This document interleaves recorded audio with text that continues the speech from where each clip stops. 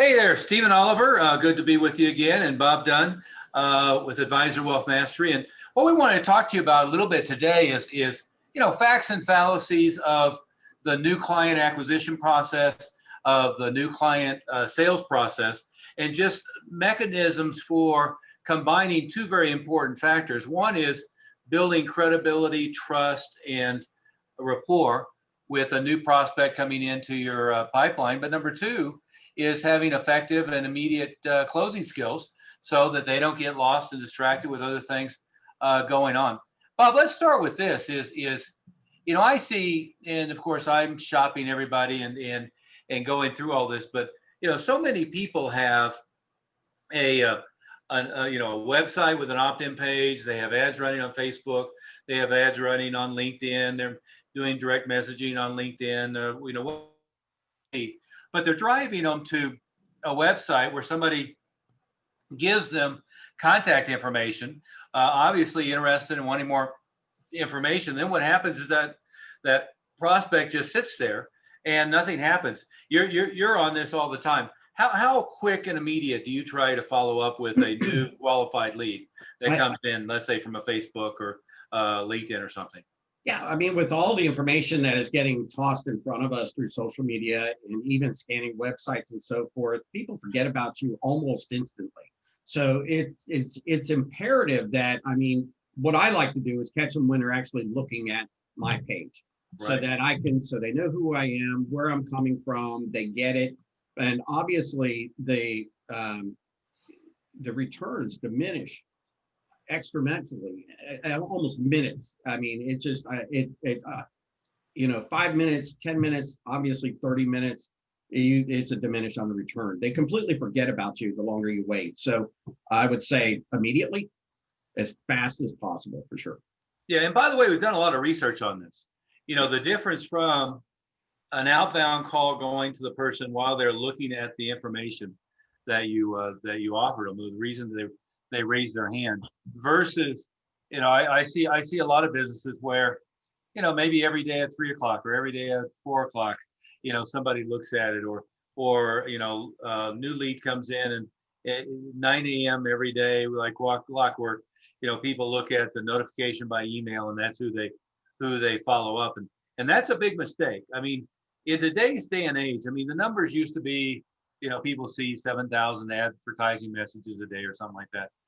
God knows what it is today. I wouldn't even fathom a guess between, cruising social media, all the stuff they get in their mail. If they use Gmail or something, they're getting ads in their email, as well as most of their emails are advertising. They're getting unsolicited phone calls everywhere they look. They're seeing advertising, and people, no matter how interested they are in what you are offering, on what the lead magnet, if you want to use that term, whatever the offer was to get them to raise their hand, no matter how interested they are, they forget about you.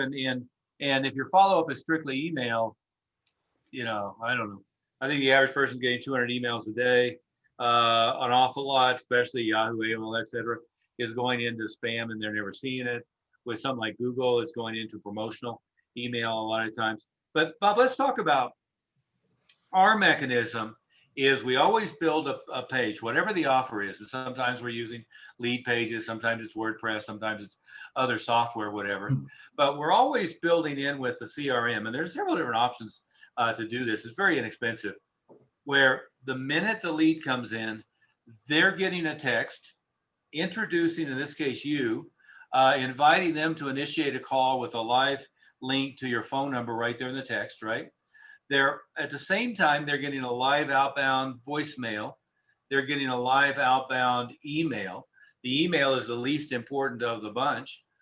Same time, you're getting a text message and an email, but the text message is the important one. You're getting a text message to your phone that says, here's the person who just opted in, here's their qualifications, here's their phone number. And, short of it's 3 a.m. and you're sound asleep, you're getting it on your phone, and you're making every effort to contact them immediately when they're looking at the webpage. Add to that, you call, it goes to voicemail. They're immediately getting a text message, which, by the way, an awful lot of people will respond to a missed call but the response rate to a text message is far exceeds the live outbound call. And then at the same time, their text message is including what's called a V card. It's including a full contact form with a explanation of, here, put this in your contacts, so that when we're connecting, you'll have my information. You'll have the ability to call me. You'll have if I'm calling you, you'll have my information in your database there. Did I miss anything? That's I mean, we're doing all those steps immediately upon them filling out any kind of form. Absolutely. I mean, the only thing I didn't hear you specify also in that communication is maybe you did say it and I missed it, but scheduling the appointment. So there's a link for them to actually go ahead. If maybe we caught them at the wrong moment, maybe they're, I don't know, driving, maybe they went to the bathroom, who knows? But Right. obviously they can do it. Maybe they are interested and they do want to follow up, but it's just the wrong time to chat. So giving them the opportunity to book the appointment directly to your calendar, or my calendar in this case, where we can set a good time when they would be free and we can have a further discussion. Oh, absolutely. Yeah. And so to further, this gets into a lot of online marketing stuff. Whatever the offer is, right? So it's a free report, a free book, a free webinar, a free meeting, whatever it might be, whatever the offer is, we're always landing them on what would be referred to as a success page. They fill it, and sometimes it's 2 steps. So sometimes they fill out information and then we ask them for more. But we're landing them on a success page that says, hey, I'm available now. Give me a call. We can schedule an appointment for more information. Number 2, here's a number where you can text us. And by the way, here's a scheduling link. Click here and you can schedule a time for us to have a meeting by phone or via Zoom to give you a little bit more information. So all of that's happening immediately upon them filling out that form. So that's exactly right. Correct. And again, depending upon the offer, and depending upon where the lead came from, sometimes we've seen 80%, even 90% fill out that form. Sometimes it's almost nobody, but it depends upon what the offer, the traffic source, what it is you're promising, and a host of other factors as well. Yeah, and just to reiterate too, how important it is to communicate right away. I mean, I've ran into people where they've clicked on a few different things, right? And so when I call, they're asking, who were you? Where did you come from? And so forth. But anyways, at least I built that level of communication up and reminded them on something that they may have clicked on 5 minutes ago or 2 minutes ago. And then open a discussion to really try to help them build upon whatever it is problem they're looking to solve, or at least get to know them, make that connection. So many other companies out there, they just really fail in this department.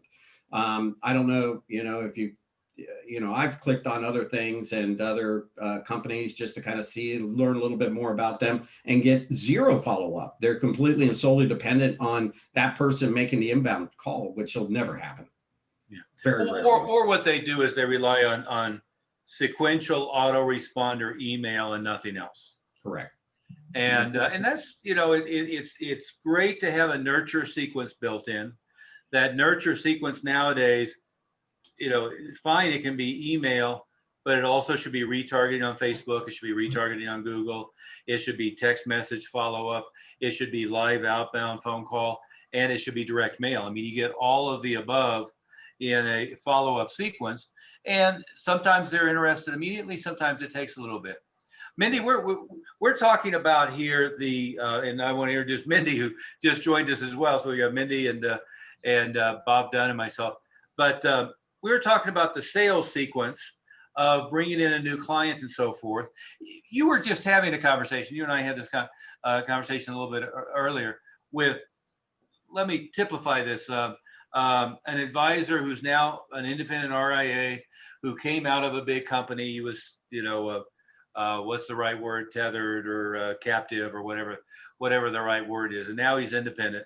He's out on his own, growing excruciatingly slowly with an expectation about sales is people appreciate my authenticity. I don't need any script or I don't need any preset stuff in the process. Is that a way to typify what the comment was?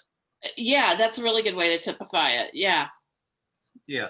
And so let's talk about that. And now we have Greg Moody. So the gang is all here. All we need is Jeff and Merrick, and we would have the gang all here.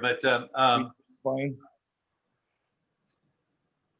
But Greg, what I was saying is we were talking about the sales process, and we've kind of been talking about the immediate follow-up from a lead page. We're going on through the sales process here.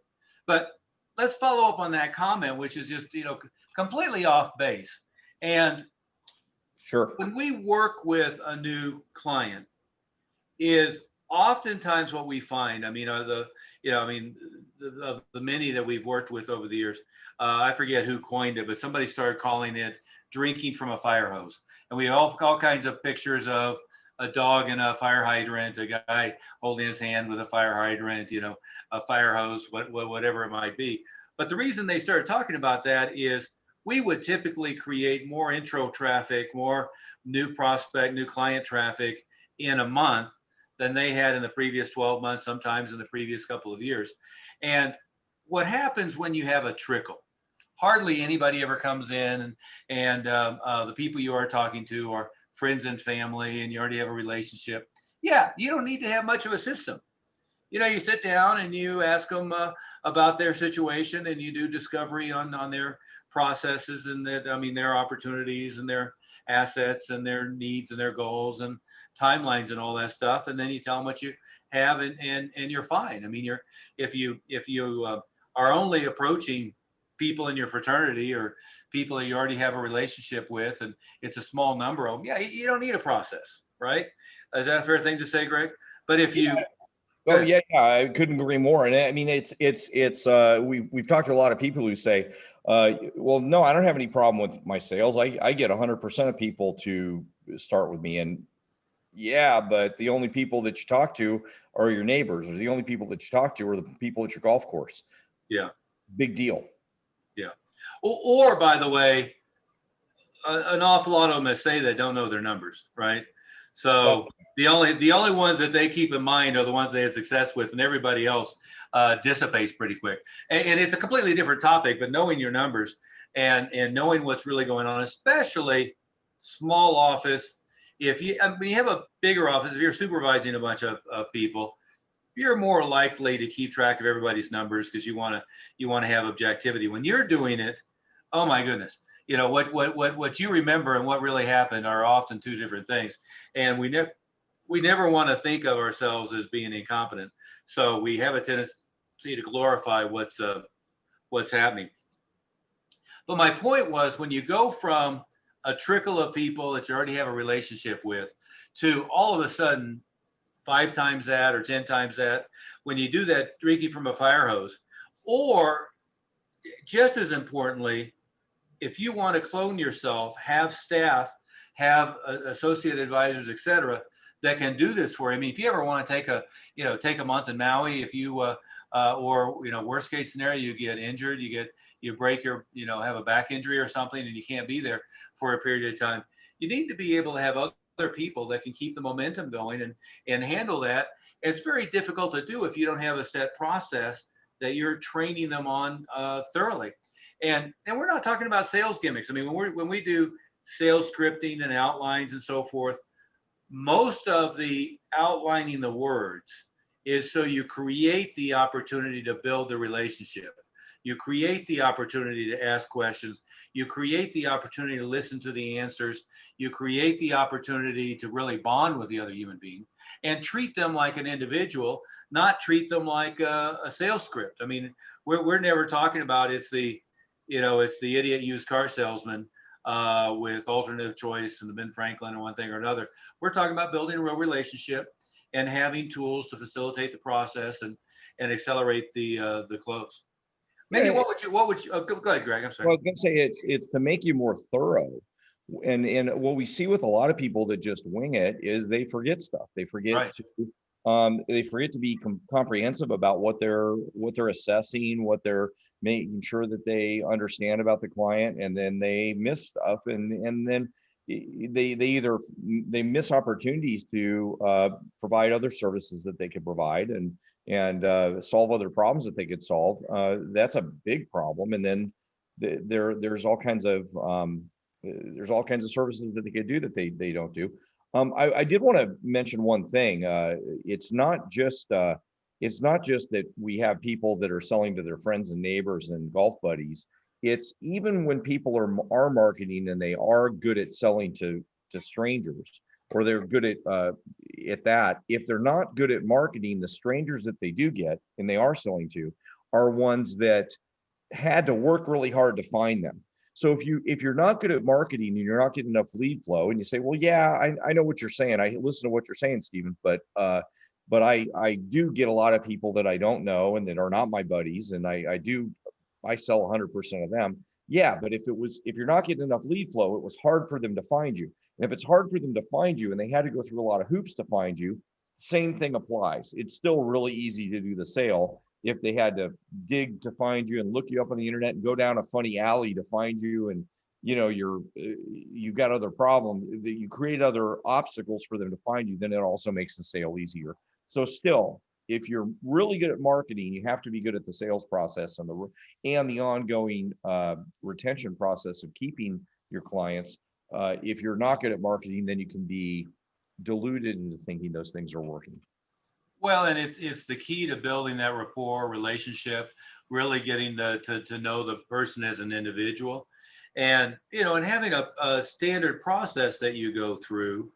Again, it lets you not be so stressed out on what you're going to ask them next, or what the next step is, but it lets you more really listen to what they're saying, find things that you should delve in and ask more questions about, find commonalities. I mean, the basis of rapport, you get the NLP side, which is kind of the matching, mirroring, modeling. But what all humans do naturally is, where'd you go to school? Oh, great, I went there. What are your hobbies? What do you do? Oh, I like to do that too. It's finding all those commonalities from geography, from hobbies, from career background, and creating commonalities. To some extent artificially, but it's what people do naturally, of really matching and mirroring and feeling comfortable, having them feel comfortable with you. Another topic on that, when you talk about somebody who's coming in cold, is I'm a big fan of, and we create a lot of tools, meaning stuff that they've read, listened to, watched before you sit down with them face to face, and oftentimes between your first session with them and the second session with them, so that they come in and they're really ready to go with you when you're talking to them. I see a lot of advisors who feel like they have to sit down with a prospect cold. They don't really know about anything going on, and then they have to sell them cold, and they have to pitch them. They have the 20-minute script where they don't take a breath and they go at it. I don't ever like that to be a conversation. I'd be rather asking them questions, following up, listening to the answer, having them come in prepped, already familiar and aware and excited about what we do. Anyway, Mindy, I was handing it off to you a minute ago. Well, what would you add to that? Well, I think the big thing to remember is when we talk about process, we're not talking about creating a cookie cutter experience for everyone. It's giving you a framework and a structure that allows you to not forget anything on your end, but still providing a unique experience based on that new client or prospective client's needs. And the great thing about being able to do that is then on your end, you still have all of your bases covered, but you're truly giving that client a personalized, unique experience that's really going to benefit them in the end, which is the whole point of you doing this anyway. Right. Let's go down to the other end of the process for a second, and then we'll cycle back and kind of outline what we've talked about so far. But the point at which in any sales conversation that really gets a bad rap and that terrifies people who don't feel like they have sales background or don't want to be salesy is the actual close. Getting somebody to finalize the decision and to complete the transaction. And as you guys know, I've been on kind of a mission to listen to every podcast out there by all the the experts and the gurus and so-called gurus and so forth, as well as I just added a stack of about 100 books that I'm sorting through. But I was listening to one the other day, and this is a guy who's a sales expert to the industry. And I'm hearing him explain the process that he teaches. And when he comes to it, he says, and then I give them all the packet of information. I give them a really nice folder and I send them home and say, get back to me when you made a decision on what you want to do. That's terrible. You get me You know, anxiety. I was listening to that going, oh my God. Now, what you don't ever want to be is be perceived as pushy. You don't want to be perceived as needy. You want it to be where the body language that they're getting from, and in a nice and friendly way, is that we'd love to work with you.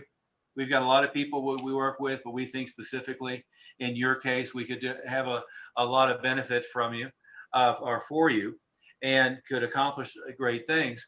But you don't want to be needy, and you want them to feel like that you've got a lot of other people you're working with in one thing or another. But you want to have a day and time when you're going to finalize. And to me, finalize is they write you a check and they give you all the information they need to transfer money into the account, to finalize paperwork, to do whatever it is the recommendation is going to be. But there's got to be a day and time where they sign the paper, they write a check. And what happens with all human beings is, we have this stuff that goes in our mind, never make a decision before you sleep on it. Never make a decision before you read the paperwork. All this crap that people have been taught by mom and dad and sitting at the steps that give them the natural inclination to, if they can make a decision today or tomorrow, they push it off to tomorrow. And there's got to be a point where during the process you prep them, we're going to do this, then we're going to do this, then we're going to do this, and at this point we'll make a decision. And if it's a good fit, here's what the next step is, and it's not, that's fine too. But there's got to be a point at which they're ready to make that decision and to move forward with you, right? As a brief aside, one of the advisors we were working with, and I was beating my head against the wall. Every conversation was left with is, I'm going to have my assistant reach out and sync schedule and make our next appointment. What? No. This is our first meeting. What I'd like to do is get this information. We're going to schedule. Usually I like to have about 72 hours between now and then. Today is Tuesday. Do you want to maybe do Thursday, Friday, or what do you think, Monday? What's going to be better in your schedule? Narrow it down. Have a specific appointment. Friday is good. I'm pretty tied up in the morning. I could do around noon, or I could do late afternoon. What do you think would be better to get everybody together? Well, you get an appointment.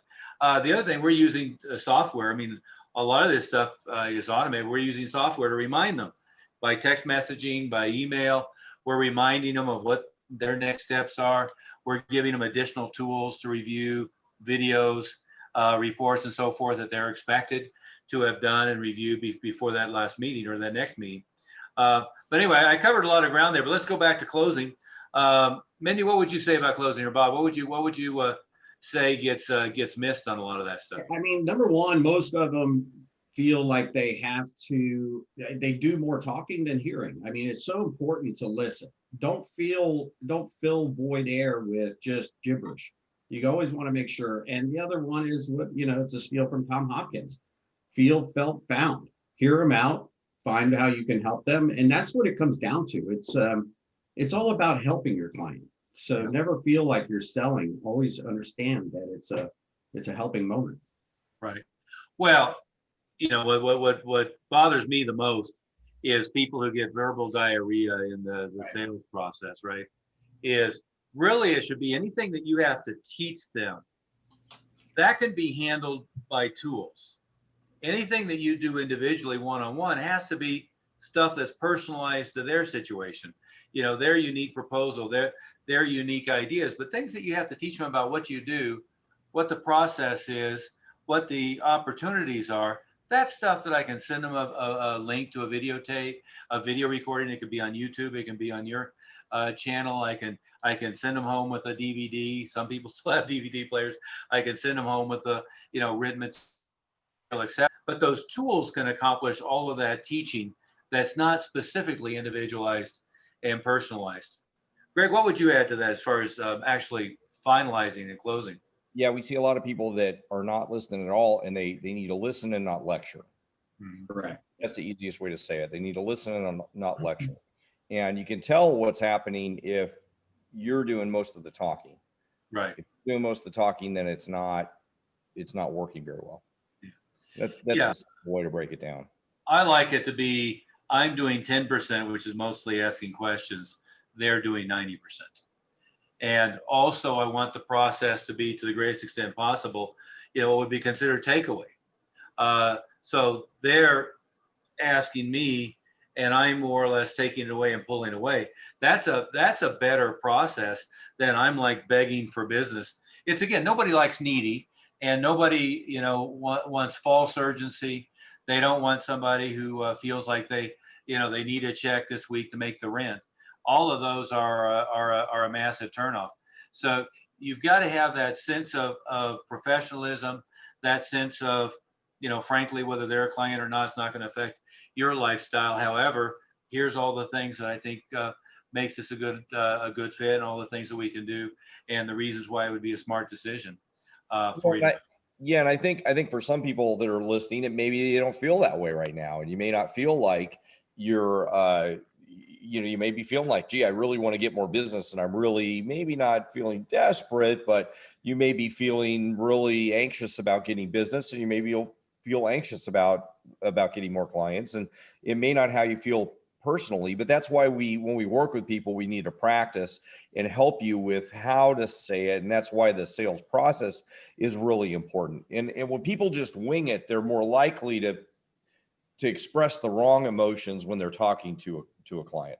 If they have a set process in place, then they're going to have more, they're going to be able to express the right emotions, which is, if the process is to explain something, but then make sure that the client has room to talk, that's built into it, it's baked into the process, then they won't make that error.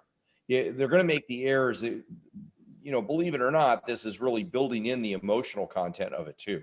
And I can't emphasize that enough, that's why it's really important to have really a professional process. A professional process is less of, I'm the world's greatest salesperson, I'm winging it, and a lot more of, I've got something really professionally laid out that I'm going to, in a process that I'm going to go through with you. That's professional, not I'm kind of some sales dude and I'm winging it. Yeah, and it's all about them. It's not about you as well. So you're asking questions, you're listening to the answers. And that's the process. The process is designed that way, so you can't screw it up. Yeah. Well, it's amazing. I mean, we're not in a niche that's short on ego. It's amazing how many advisors aren't particularly good at listening and hearing what the person says, and they want to, roll on and wax aimlessly about their expertise, but they're not really listening to the emotional needs, the actual needs, monetary needs, financial goals, objectives of the client, and and then it goes off completely sideways. My pet peeve, we haven't brought this up yet, but my pet peeve is always having all the decision makers in the cycle, right? So in all kinds of different sequences, we see a lot anymore where maybe it's a retired couple and their kids need to be involved in the conversation, right? Or it's not as an older family, but maybe they need to get their parents engaged because they're talking about family planning. Or it's a situation where you're talking to the husband and the wife needs to be involved, talking to the wife, the husband needs to be involved. I always consider, or you're talking to a business owner about the deferred compensation plans or something, and he's got a partner, he's got a board of directors, he's got a CFO or COO, or maybe even has an accountant and a lawyer that wants to get their head in the mix, unfortunately. But whenever you're going through the process, regardless of what you're trying to accomplish, it's a complete wasted breath when you don't have all the decision makers in front of you, when you're using effective tools, when the other decision makers haven't gone through those tools and reviewed and are familiar with what you're talking about. I can't tell you how many times I've seen a conversation implode because unknown to the advisor, the wife needs to be involved, the husband needs to be involved, business partner needs to be involved. There's somebody else that if they had just been good at asking questions, listening to the answer, and asking the right questions, they would have figured out who needed to be involved in the conversation to begin with. I mean, I would never, try to pitch something to a company without having all the right people in the room. I would never try to pitch something to a couple without having both of them there. No matter what either one of them says, my process is I require spouse to be there, and or anybody else who's going to be involved with this to be there, so we can get everybody on the same page and know what's going on. Every now and then somebody gets agitated by that, but I got to tell you, 9 times out of 10 it saves the process rather than getting in the way. Plus, they probably should be. I mean, this is there's potential for, what happens if it's a couple and the wife says, no, I can take care of it, or the husband says, I can take care of it, and the other spouse passes away first. They should know what's going on, and they should communicate about these things. But you're right, in terms of how to make sure the sale is concluded, that it's much better than the whole, well, this sounds really good and this is a big decision and I need to go think about it. Well, really, when they go home and think about it, there's nothing. If anybody that's listening never heard that, people don't go home and think about it and like make some kind of spreadsheet up to think about this stuff. They just don't talk about it, and then it's over. If they think about it, you're an advisor. That's built into the name. They should be getting your advice about it, and you're supposed to be doing something really positive and good for them. So they probably need to have your input when they're going through the thought process. And that's something that we need to help you with too, on how to manage that. But they do need your advice on what things they might be thinking about. Yeah. And again, it's not gimmicky. If you've pre-framed all along, here's step 1, here's step 2, here's the point at which we're going to make a decision. Here's the information you need to be familiar with before our first meeting. Here's the information that I need and that you need before a second meeting. We'll go ahead and make a decision if it's a good fit and it works within your parameters, and decide to move forward or not. At that point, as long as they're prepped, there's nothing gimmicky about it, and there's no, it's not bait and switch, and it's not, alternative advance where it's gimmicky. They're clear, you're clear on what the process is, and also, it doesn't look needy. It doesn't look like you have to make the sale to make the rent. It's just the next step in the logical process. One of the, language I like to use is, well, it seems like this is a good fit. Do you have any other questions? No. Well, what our next step is this. What we would need to do today is finalize this paperwork and get this done. Our next step is going to be, I'm going to need this information, and then we'll go ahead and get this set up and this set up and this set up. What I'd like to do is schedule that follow-up meeting for that. When's good? Probably early next week to give you time to do it. Great. Here's our standard paperwork. I might add that we talked about this. I'll add that in. So let me get you to okay that. And then however much they're going to pay initially, do you want to do Visa, MasterCard, Discover, check, whatever. And I get the thing closed. And, frankly, oftentimes you get some little pushback at that point, but that tells you what you missed as well. So, well, I'm not sure. Well, what specifically? Well, I need to figure out this. Oh, I thought we had talked about that. Let's go back and cycle back, and it gives me a chance to come back, solve that, find out if there's anything else that's, uncertain or unanswered, and finalize. We've been on this topic for a while, but guys, anything else to add before we close, and we'll come back to this next time? I think we've covered it pretty thoroughly. I think everybody needs to make sure that, number one, they have a process. Number two, and, again, we can help you with that. You have a process if it's, scripted, and you can, I guess one measurement of whether you have a process is, could somebody else do it? Or does it have to be you? If it has to be you and you're the only one that could do it, then guess what? You're never taking a vacation for a month to Tahiti. Yeah. So that's one measurement. If that can't be done, then that's the next one of your tasks next, and what we usually help a lot of people with. Yeah, and we've been in a situation with a ton of employees spread across a whole bunch of different offices around the city, or in, Greg, in your case, you were in Arizona and California at the same time. We've been in the other situation of having, franchise offices where we've been doing sales training, as well as with training staff for clients across the board. And again, you want to have a systematic process, whether it's you and a part-time receptionist, or whether it's a whole office full of people that you're training and developing and supervising. And frankly, for all of the other legal issues that we come up with in our industry, with all the compliance issues and so forth, you better have a checklist to make sure you didn't miss any key components. You better have it in writing, because you don't want any of that stuff to come back and haunt you. So it's really important to have that process. Bob, anything to add? No. The only thing I was going to chirp in there a little bit back when Dr. Moody was bringing up, making sure they have the decision makers in a room, because how many times where we've not had that happen way in the past that they've said, well, I actually need to go and have a chat. You had brought this up with either the spouse or business partner, or what have you. And the last thing you want them trying to do is re-explain the conversation you just had in that room to somebody else, because it'll never translate correctly. Yeah. So again, yeah, my daughter's a CPA. I wanted to run all this by her. Well, okay. The last thing we're going to do is send home a notebook of everything for them to review at the kitchen table. What we want is all of the people involved in the conversation. Yeah. Mindy, what would you add? Yeah, I was going to say exactly what Bob said. That's so key to have everybody there. But again, just that reminder of, get your process, get comfortable with your process, so that the focus really is on being personal for your client. You bet. Yeah. And whether you're meeting face to face, or you're meeting via Zoom, or you're meeting, I guess, by phone nowadays, I love meeting people by video. Phone misses a little bit of that interaction.